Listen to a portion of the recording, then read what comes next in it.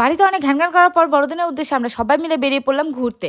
একা তো ছাড়বেই না, তাও আবার বন্ধুদের সাথে। না না, পরিবারের সাথে যেতে হলে চ, না হলে না। সেই জন্য চলে আসলাম পরিবারের সাথে। দেখতে পাচ্ছ আমরা পৌঁছে গেছি। আর সবার প্রথমেই জানাই সবাইকে I wish you a merry Christmas day. সবাই খুব ভালোভাবে মজা করো, খুব এনজয় করো, বেশি বেশি করে খাওয়া দাওয়া করো। তো দেখতে দেখতে দেখো আমরা চলে আসলাম মেলার ভেতরে। মেলাতে প্রচুর ভিড় লেগেছে।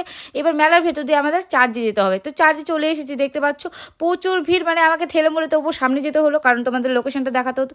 দেখতে পাচ্ছ খুব সুন্দর করে সাজানো হয়েছে এবং খুব সুন্দর ডেকোরেশন। তো আমরা তো বাঙালি মানুষ, তো প্রণাম করবো কীভাবে, প্রণাম করতে পারছি না। সেজন্য মা এরকমভাবে প্রণাম করছে। তো আমি বললাম এভাবে করতে হয় না, এভাবে করো। তো এরকমভাবে করছে। তো যাই হোক, তারপরে আমরা চলে আসলাম অন্য লোকেশনে। তোমরা দেখতে পাচ্ছ এখানে যীশু খ্রিস্টের যে ছোটোবেলার থিমটা এখানে কিন্তু তুলে ধরা হয়েছে। খুবই সুন্দর একটা ডেকোরেশন, আমার তো খুবই ভালো লাগলো।